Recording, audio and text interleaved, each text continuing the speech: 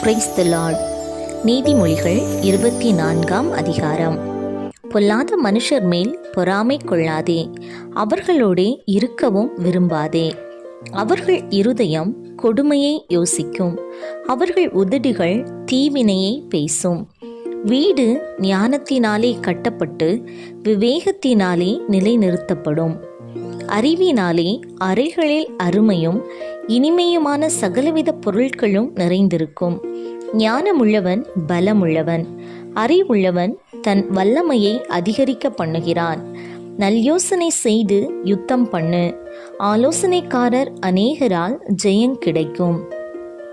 மூடனுக்கு ஞானம் எட்டாத உயரமாயிருக்கும், அவன் நியாய ஸ்தலத்தில் தன் வாயை திறவான். தீவினை செய்ய உபாயம் செய்கிறவன் துஷ்டன் எண்ணப்படுவான். தீய நோக்கம் பாவமாம், பரியாசக்காரன் மனுஷருக்கு அருவருப்பானவன். ஆபத்து காலத்தில் நீ சோர்ந்து போவாயானால் உன் பலன் குறுகினது. மரணத்துக்கு ஒப்பிக்கப்பட்டவர்களையும் கொலையுண்ண போகிறவர்களையும் விடுவிக்க கூடுமானால் விடுவி. அதை அறியோம் என்பாயாகில் இருதயங்களை சோதிக்கிறவர் அறியாரோ? உன் ஆத்துமாவை காக்கிறவர் கவனியாரோ? அவர் மனுஷருக்கு அவனவன் கிரியைக்கு தக்கதாக பலனழியாரோ? என் மகனே, தேனை சாப்பிடு, அது நல்லது. கூட்டிலிருந்து ஒழுகும் தேன் உன் வாய்க்கு இன்பமாயிருக்கும். அப்படியே ஞானத்தை அறிந்து கொள்வது உன் ஆத்துமாவுக்கு இன்பமாயிருக்கும். அதை பெற்றுக்கொண்டால் அது முடிவில் உதவும். உன் நம்பிக்கை வீண் போகாது. துஷ்டனே, நீ நீதிமானுடைய வாசஸ்தலத்துக்கு விரோதமாய் பதிவிராதே, அவன் தங்கும் இடத்தை பாழாக்கி போடாதே. நீதிமான் 7 தரம் விழுந்தாலும் திரும்பவும் எழுந்திருப்பான், துன்மார்க்கரோ தீங்கிலே இடருண்டு கிடப்பார்கள். உன் சத்துரு விழும்போது சந்தோஷப்படாதே, அவன் இடரும் போது உன் இருதயம் களிகூராதிருப்பதாக.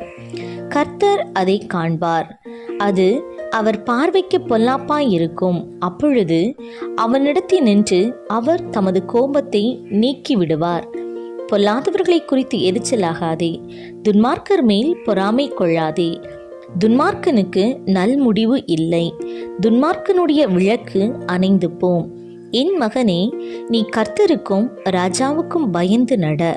கலகக்காரரோடு கலவாதே, சடுதியில் அவர்களுடைய ஆபத்து எழும்பும். அவர்கள் இருவரின் சங்காரத்தையும் அறிந்தவன் யார்? பின்னும் ஞானமுள்ளவர்களின் புத்திமதிகள் என்னவெனில், நியாயத்திலே முகதாட்சிணியம் நல்லதல்ல.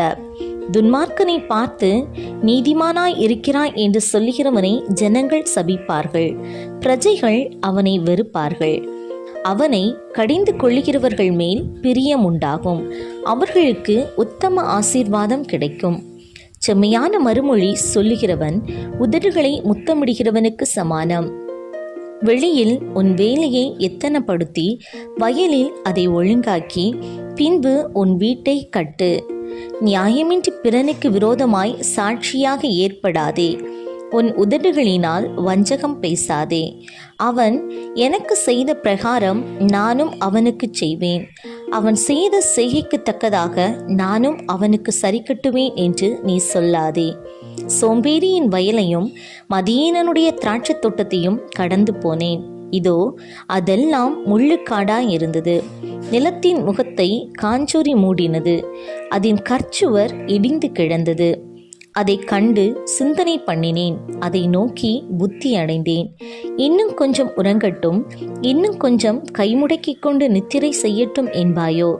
உன் தரித்திரம் வழிபோக்கனைப் போலும் உன் வறுமை ஆயுதம் அணிந்தவனைப் போலும் வரும்.